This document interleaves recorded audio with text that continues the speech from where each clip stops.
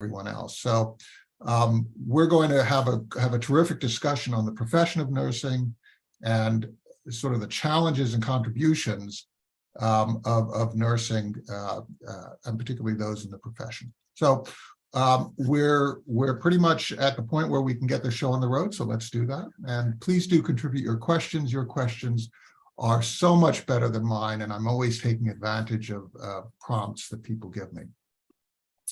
Welcome to the Nonprofit Report, your update on nonprofit organizations, issues, and leaders. I'm your host, Mark Oppenheim. Today, even though National Nurses Week has just passed in May, we want to keep the gratitude going by thanking all the nurses in our country for the important work that you do. And we are going to cover a variety of issues with our special guests, Jonathan Webb, Chief Executive Officer of the Association of Women's Health, Obstetrics, and NeoNatal Nurses, Kate Judge, Executive Director of the American Nurses Foundation, and Nancy MacRae, CEO of the Emergency Nurses Association. And a reminder to Zoom attendees that we'll take 3 snap polls during the show, and we'll announce results, and your questions submitted at the Q&A function at the bottom of your screen will be included in our discussion. So thank you all for joining us. Jonathan, Kate, Nancy, it's just great to see you. Thank you for having us. Yeah, thank you. Well, I'm so excited, I have to tell you, and I want to have a special call out to my Aunt Janice, who is a nurse, who is just an amazing person and has basically been a mainstay of our family. She is an amazing, amazing contributor to so many people with a heart that is just so big and so instructive to me in my life. I want to just sort of set you up, and we're going to go over to you, Jonathan. I'm going to set you up with this sort of quote. It's really interesting. When you look at career satisfaction, intention to leave jobs, mental health, and well-being issues among registered nurses, they really are fairly significant. And I want to quote the AMN Healthcare survey of registered nurses that was done by, and there's a quote by Chief Clinical Officer Dr. Cole Edmondson. The health of our nation is tied directly to the health of the nursing workforce. So let's talk about that health of the nursing workforce, Jonathan. How do you see it, and how do you see this sort of the state of affairs in the profession today? Well, thank you for the question and the space for dialogue, and thank you to your aunt for her service in the nursing industry. I think it's a really interesting question and on top of discussion. I'll first and foremost say that I think nurses are probably, in my opinion, one of the most passionate professions in the nation. And because of that, I think they sacrifice a lot on behalf of their patients. I think they're quarterbacks of care. They're connecting the doctors and other providers with their families and communities they engage with. So they're directly related to the provision of care in a meaningful way. And they do this in a very selfless and passionate and sacrificial way. The challenge with that is, I think, that when we have called on them to respond to many crises, but most recently to the COVID pandemic, we have not always equipped them to do their best work as holistically. During that pandemic, the nurses that we work with were called into action in a real way, and asked to put themselves and their families at great risk. And they did that without complaining, without having the appropriate equipment, sometimes the appropriate training to do that. We did not, as a nation, in my opinion, also support them from a mental and emotional health, with all of the things I'm talking about, from a sacrifice and loss and things they're seeing, haven't necessarily equipped them well or had to give them the space to process that. I also don't think, as a nation, we have invested in them in a meaningful way. During that time, I completely understand the need to support and bring travel nurses in to help to support the shortage that we're seeing. But in some ways, it created this weird dichotomy of those individuals who are already within the nursing system, standing alongside their sister and brother nurses with disparate pay grades. So I think there were. Let me just describe travel. Could you just define the term travelers? So travelers, you have nurses who are not connected to the hospital, who are brought in from outside of the health system to fill a need, often at 4, 5, 10 times the pay rate than their sister and brother nurses that are working alongside. So what you're saying is that the system itself is so thin that during this type of an event like COVID, that you end up with people who, first of all, because there are so much on the front line, they're not protected. That the staffing is not organized in a way that allows for a systematic response. And so what you end up with is people who are, you have a sort of a chaotic situation that people are kind of on their own to navigate an emotional situation, an endangered, a personal endangerment situation, right, where they're just sort of left to their own devices, right? That's exactly it. And I think what you end up with is really passionate professionals who end up burnt out. And then you'll start to, they'll continue to do their job because that's what they're called to do. But then you start to see some of this reflected in the data that you're citing about workplace satisfaction, interest in maybe considering other careers, things of that nature. And then when you add on top of that, what we've seen recently, not just recently, but it's gotten more attention recently around the workplace violence that nurses are experiencing with people coming into hospital settings and threatening or putting nurses in situations where their lives are in danger. All these things are factors that contribute, I think, to what the report is seeing. Kate, could you talk a little bit about some of these topics as well, and what your constituents are feeling, and how that experience, traumatic as it was, has resulted in different attitudes and approaches that are set to address some of the topics that Jonathan highlights? Yeah, great question and great topics and great comments, Jonathan. I think that what we've seen nationally as we've surveyed nurses really since the beginning of the pandemic is that, as Jonathan said, nurses want to show up, they do show up, but the level of chaos, the level of trauma that was accentuated in the pandemic. I mean, you have to remember, a nurse's job is hard. It was hard long before the pandemic, but it just got that much harder. And we've seen them cope with extraordinary levels of stress, frustration. We consistently see, and we have a new survey coming out, we partnered with McKinsey, that they continue to be stressed. They're less stressed than they were. There is some normalization now, but they're not feeling like they've gotten the support of their employers. They are looking for more flexibility. I think that people traveling is going to be a new reality for the workforce, and we have to embrace that. Nurses are looking for flexibility. Nurses are looking for meaning. They're looking for variety. And, you know, I've been around nurses for 30 years. I'm not a nurse. I'm just so lucky to have been around them for 30 years.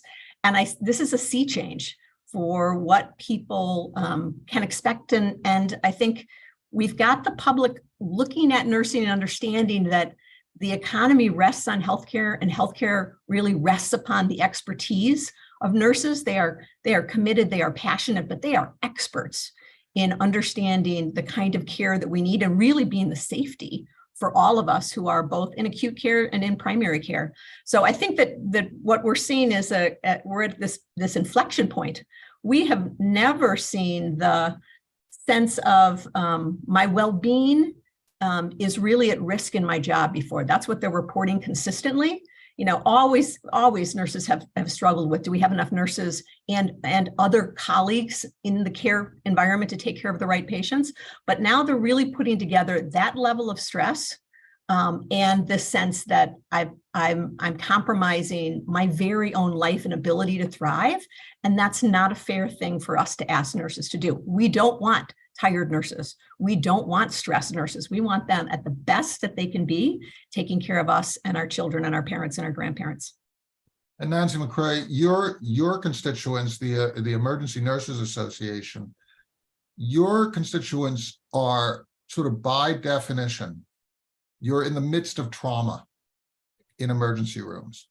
But there's a difference, because just being in that environment in the past wasn't necessarily unsafe personally, but during COVID, it was. Just presence, just physical presence becomes a traumatic, worrying issue about what you're going to bring home to your family particularly in the early days of COVID. How did people cope, and how do you see changes that have come to fruition, or that where consciousness has been raised about necessary changes that are required in the future for the work that your emergency nurses do?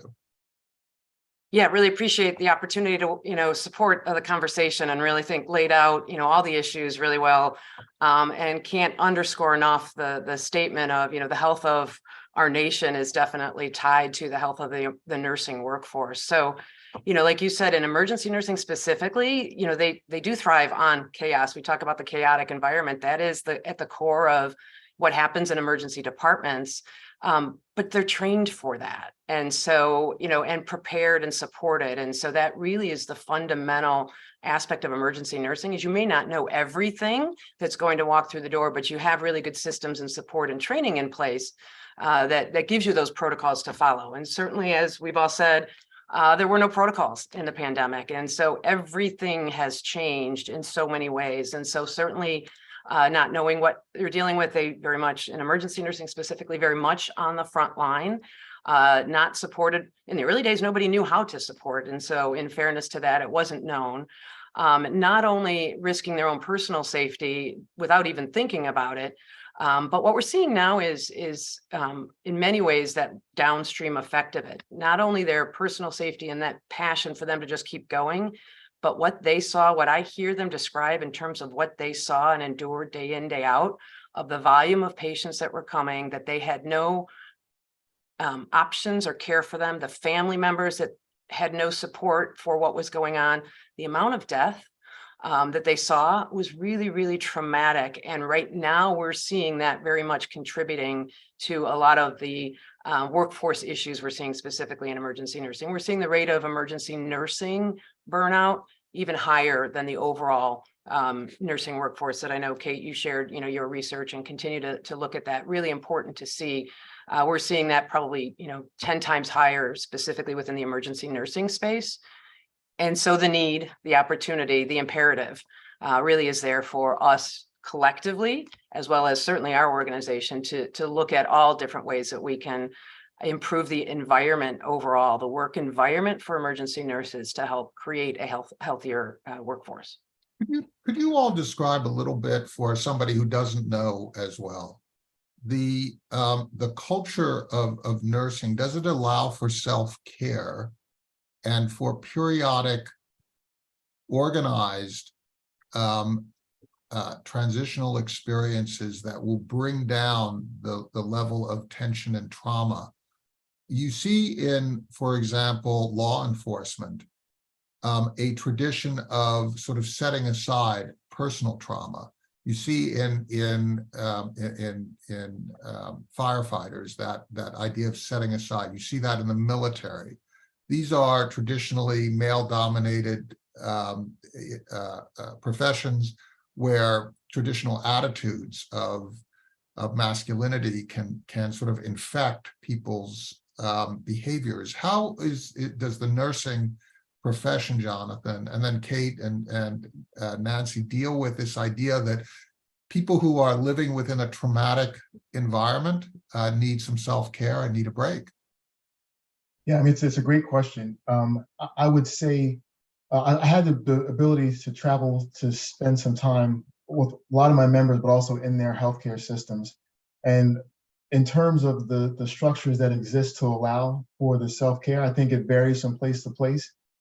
There are some institutions that do it really well, carving out time and like quiet rooms and places for people to go to kind of decompress. There's always what I've seen is a great culture of camaraderie at the health institutions and clinics and sites. So there's a lot of that sort of iron sharpening iron, and people being able to lean on each other for support. But the actual structural things that exist to allow them to self-care varies from site to site. So we do a great deal with our members to try to provide them with strategies, resources, education on how they can take some of that time and claim some of that time for themselves to recharge their batteries, because I like to say you can't pour from an empty cup. We try to support them in that. To the point about how different industries handle it, I do think that nurses do a really great job of compartmentalizing as they need to. But I also think they do it without losing humanity, because I think some of the experiences they have encountered help them to be more empathetic and more engaging because of the things that they've seen. It's just that they put themselves way at the back of the line as they are meeting the needs of their patients, which I think can be problematic for them individually, but it's what they've been called to do in the service of others. Just making sure they have time at some point to come back and refresh and recharge so they can be their best selves. Kate, Nancy, do you see a difference also between the nonprofit nursing sector and then the for-profit settings? I mean, we've seen for-profit organizations take over the management of emergency rooms and that kind of thing. How do you see this issue of self-care? Well, I'll jump in on self-care. It is a standard that nurses are taught that they need to take care of themselves, put the oxygen mask on first, but it hasn't been, in my experience, embedded in the culture. And the quiet rooms are the first ones to go to get repurposed when you need another room for a patient, right? It's sort of expendable. The American Nurses Association, my colleague organization, we've started something called Healthy Nurse, Healthy Nation before the pandemic 5 years ago. We've done so much more around wellness and well-being, and we partnered actually with ENA right away as the pandemic started. But getting nurses to actually take the time to take care of themselves is a real challenge. I will say that I'm holding on great hope to generational shift. So my kids' generations don't want to sacrifice their health for their job. And so I think that might be a real motivator for the industry to shift, whether it's for-profit or not-for-profit. And for leadership, this is going to be a challenge for nursing leadership. For nursing leadership to say, especially in an environment where there are not enough nurses. We know that 100,000 nurses have left the profession. We're looking at shortages of various predictive amounts. So we're going to have to figure out, even with less nurses, how to change the environment so that self-care isn't dependent just upon the nurse to do it, but for the environment to create something that is a place where people want to go to work. If we don't have environments where people want to go to work, they won't work there, and then we're all going to pay the price. So we're beginning to really shift from helping individual nurses, as we did in the pandemic, with financial stipends when they were furloughed and they were sick and they weren't getting paid, and mental health programs that we'll continue to offer, to really looking at how do we invest and reimagine the nursing space and the environment. Because we can, there's lots of money that's going into education of nurses. Let's bring more people in. But if it's an untenable situation, they can't stay there.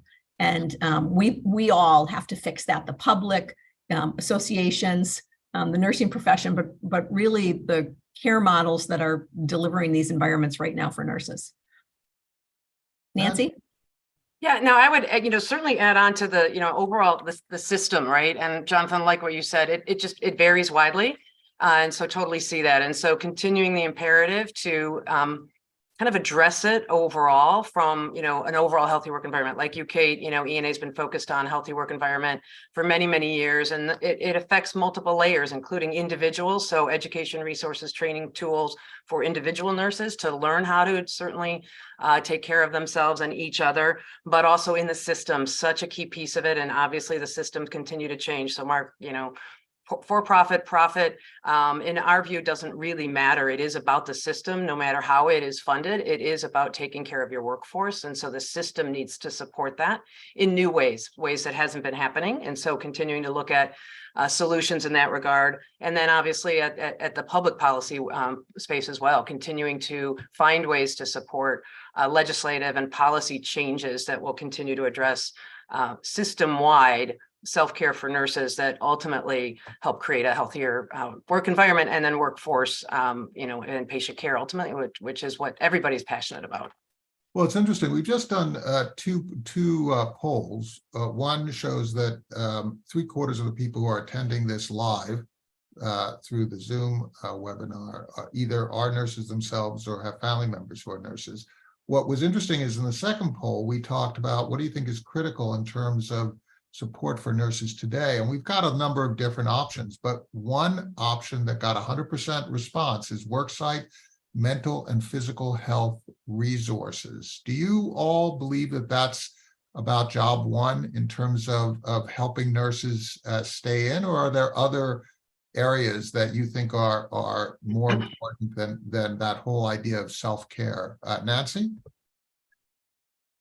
Yeah, it's not an easy answer for me because I don't think Right. it's job one. And so I certainly think it's fundamental at the baseline of it all, but just providing those aren't enough if the system and the people don't fully support the people in it taking advantage of those. So it becomes this, double-edged sword, so to speak. We've seen and heard, places where, well, we provide that, so everything should be okay.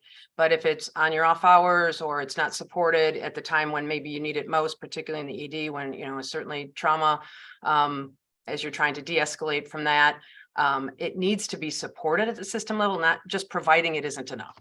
So it's attitudinal as well, right? It's basically having it permeate everything that you do, from the planning and budgeting that you do to what happens in the moment on the ground and then in the aftermath. It's the whole shebang, right? Absolutely. Yeah, Okay. we've seen nurses consistently say that there are EAPs, right, employee assistance programs, but they're not by and large taking advantage of them. Sometimes because they feel that there's retribution. Sometimes, as Nancy said, like, it's during my work time, I can't take time to go to lunch. Everything. Yeah. How can I process that? So I think it's not a checkbox. We've got to go. We really have to move beyond the. And we experienced this in the pandemic. Working with ENA and critical care nurses, like, we built things, but just building them isn't enough for them to come if they aren't really designed in a way that is going to fit into their extraordinarily busy life. They want short pieces, and we're going to have to figure out how to deliver that. But mostly, that they are not mentally taxed and exhausted is top of the list. But the way to do that isn't just by helping them cope with an impossible situation. We have to actually change the situation they walk into every day.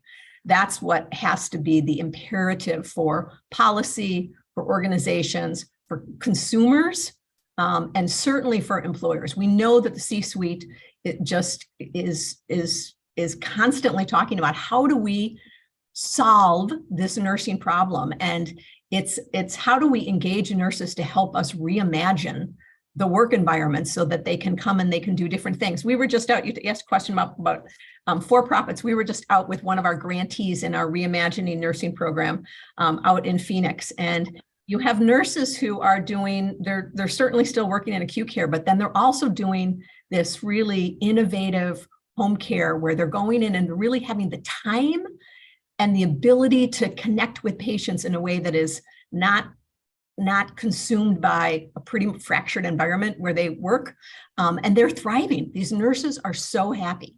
And so we've got. Are these on the for-profit side or the nonprofit side, or? This is a for-profit organization that we're supporting, but it's a lesson that all nonprofits can learn from, right? How do we give nurses the ability to operate in their environment, make their environment better, but then maybe have the flexibility to do some other things, to walk into somebody's home and say, let me have the time to really talk to you about what's going on with your care, help you sort through your medication, make sure you're safe, talk to your family. It's amazing when you meet nurses who have the opportunity to do that. They are incredibly resilient and thriving. And I would just quickly add to that, Mark, that I think it's very difficult to just have it, the response hone in on the programmatic solution of having resources available. I think it's extremely important. But I think, to echo what Kate and Nancy said, I think it needs to be more of a systemic solution, one that's based on valuing your team member, valuing your employee. So creating a system where people feel comfortable to take advantage of those things without retribution. I think having equitable pay that recognizes their contributions in the healthcare environment, setting up, allowing training. That's one of the stats that Kate talked about was 100,000 nurses leaving the workforce. So that means new people being called into roles that they may not have been experienced with doing before, and are now being thrust into that position to do that. What sort of training is being provided to support them in meeting those new responsibilities? Well, simple respect as well, right? I mean, Respect. part of our healthcare system's problem is that we're so hierarchical. It doesn't escape my notice that I walk into a healthcare setting and the doctors are called doctors and the nurses are called by their first names. Right. I mean, that in and of itself ends up having an issue, because if you are sitting around planning how you're going to manage this continuum of care that you're providing, if you have a tilted hierarchy, then that tilt will end up favoring the priorities of the people who are hierarchically above others, right? Whereas the nurses are taking care of me as a person, right? I want that nurse to have a voice. How do we change that kind of a culture? Are people getting together? Are the doctor, nurse, and other staff divisions beginning to break down? And are people talking to each other in healthcare settings in the post-COVID world in a way that they hadn't previously, Kate? I think they are, and I think they aren't. So certainly we are seeing groups work together. We worked with a number of nursing and non-nursing groups during the pandemic to look at solutions. But there's money at play. There are issues of authority and autonomy at play. Those are complicated issues. I think what we did see in the pandemic is there was so much change that was possible quickly. I think you need to have that urgency again. So, I know many physicians and pharmacists who are all about the team and helping it work, but sometimes we see on a national level, things still break down between doctors and nurses and, what is quality care. And, for my 30 years, I have no question that nurses are delivering extraordinarily high levels of care with outcomes that match in primary care physicians. We kind of need to move on. And in some ways, many parts of the world have moved on and said, this is a great solution. Let's have more of that. And that's an opening for something better in the future. Nancy, what kind of changes do you think are required in this vaunted healthcare system that we have in the United States? What shift will provide better care for patients and a better quality of life and greater retention for your constituents? I mean, I think, Jonathan, you teed that up really well. I think I would echo and just repeat it. I think that's really important to lay out all of the different issues, but it is around valuing your team, each other and your team. It starts with respect, it ends with respect. Equitable pay is clearly at it. Training, safety, one thing we hadn't touched on and early on mentioned, you need to work in a safe environment, and it isn't in a lot of places. And that again is another systemic solution that is needed to provide a safe working environment for our nurses. And many of them are in situations where there's a lot of vulnerability, and we need to make sure that we are protecting the people who are serving there. And so really important piece of the solution is creating a safe workplace for our nurses. It really, again, gets to the system. So it's not an easy answer, but it really, gets to, I do believe that, certainly within emergency nursing, the emergency physicians and the emergency nurses all understand and see the challenges and the issues.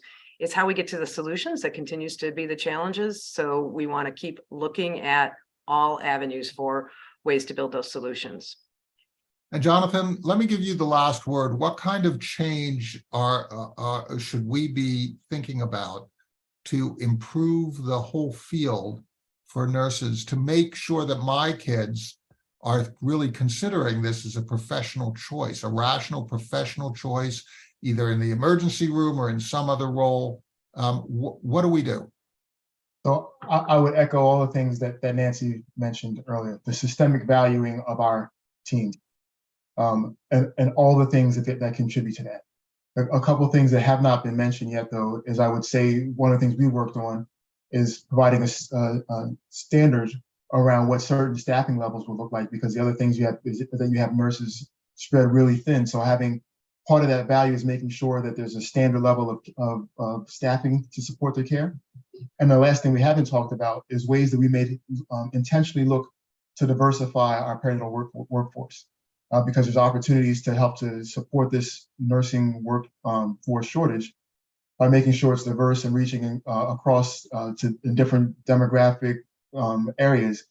to help to make sure care is continuing to be delivered equitably, but also with support from community members and individuals who represent those who are they're providing care for. So I think that's the way that we actually get to a place where we are valuing and supporting our nurses, by starting with them. And I think this one piece, when we look to redefine and design systems, really needing to engage the end users in the conversation. So as we're starting to adjust and build a system, that can't be done without the voices of nurses at the table to make sure what design truly meets their needs now and in the future. As in so many other things, just listening to each other and showing respect, true respect, not lip service respect, but true respect, meaning that you change systems because of input that you receive from different members of the team, having different roles, very important roles in the continuum of care, is so important. Jonathan Webb, the Chief Executive Officer of the Association of Women's Health, Obstetrics, and Neonatal Nurses, Kate Judge, Executive Director of the American Nurses Foundation, and Nancy MacRae, Emergency Nurses Association CEO. Thank you so much for sharing the work that you do. Please thank your nurses. Please thank your funders. Please thank your staff, because our health, my health, depends on you. Thank you so much.